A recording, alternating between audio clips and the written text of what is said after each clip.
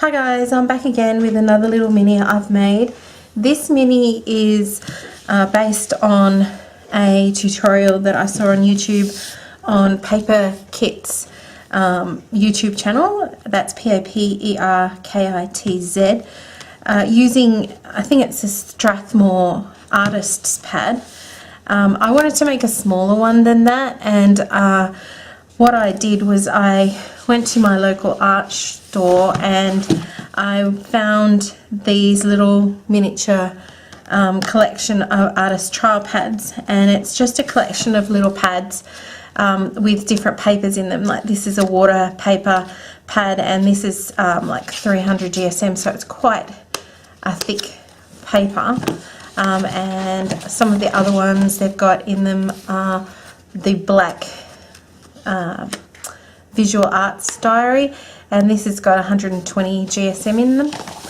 So what I did was I took one of these little books and I pulled out the spiral binding. This one, all I had to do with this is, if you can see there, is I actually just pulled that down, and this one's just a spiral that goes all the way through. So all I had to do was just turn it in a clockwise direction, and it ended up feeding out.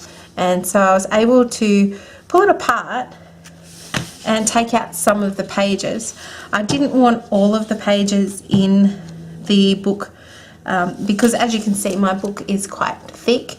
I do actually, for this particular album, like it that it's sort of all bulgy on one side, and I'm intending to put some decorative finish down the side of it. So I haven't decided what I'm going to do yet. I've just finished putting the papers in, and I've got to decide what photos I'm going to use. So I haven't sort of finished it yet. So what I did was I actually took the spiral binding off, and then I went through and folded up the pages and stuck them, and I'll explain how I did that in just a minute. So I would recommend that you go over and check out Paperkitz YouTube video. I'll include a link in the description below. I found it really useful and helpful, so go over and check that out. But what I did was I've got 3 sets of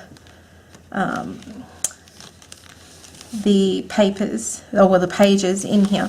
So each of these is like a set.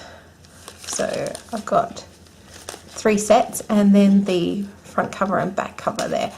So in the sets, what I've done is, the first one, I took the page and all I've done is just folded it in half and put decorative paper on both sides.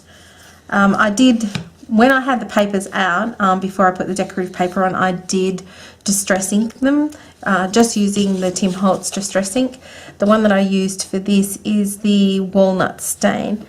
And then I just used some cardstock to make some little photo mats. The papers that I've used for this particular little mini album is the Simply Stories Awesome Me 6x6 paper pad. There's 36 sheets in this pad, and I've actually not used very much of it to decorate the little album. I could probably get maybe 3 albums out of this one pad. So I think that in Australia these are about $9 for the 36 pages. So that actually works out really well, because the little books, I think the whole 12 pack cost me maybe $9. I don't know. That's buying them all together. I think to buy these little books individually, it's about $1.50 from our supply stores. The one that I got it from was Eckersley's. I'm not sure that's how you say it, but that's how I say it.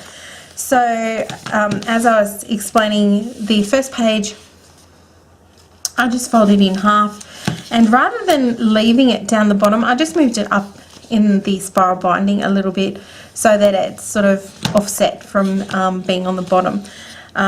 I did up all of the pages first, and then I just put them together where the binding is in the order that I wanted them to be. So whether I wanted them to be further up or at the top or in the middle. So I've just put a little band around this that I can slide some tags under. That particular paper pack has some papers, if I can find them, that has these little tiny, I think it's, that's 2 by 1.5 inch embellishments that you can cut up and make into little tags. And so I'm thinking that I'll probably use some of those once I get my photos to go underneath these little belly bands. And then I just made my own little banners, flags to go on the top. And what I did with that was I just cut a piece of paper, fold it in half, and I just cut a V out, and then that just folded over the top of the actual photo mat. The next page, I've just left it as a full page, but I included a little band once again to put some tags under. This one I just put, I stuck down a strip of the decorative paper that I cut in to little strips. This is not anything to put actually, it's not a band that you can put anything under. I just wanted to actually have it flat on those pages. This one, what I did with this particular pocket was I folded the, I measured it and worked out how much I could fold it in, and I folded over 1/4 and then 1/4, which then left me a half there, which made a pocket that I didn't actually have to seal up on the edges because the actual join runs down the front seam, and I was able to actually just then put decorative paper over the top of it and create this little pocket. With these slide out photo mats, I've put some brads on, decorative brads, and these are from the Kaiser Craft brads.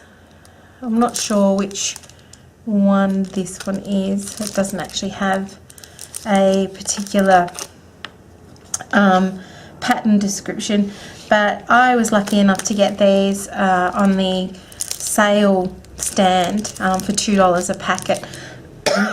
So I've just used those on 3 of my pullouts in the actual album. I might use some more later on.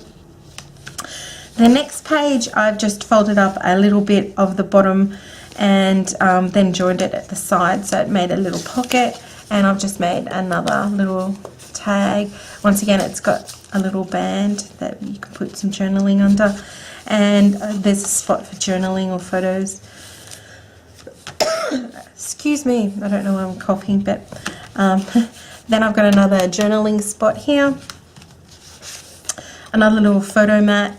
This page, all I did was fold the end in and just seal it on both sides.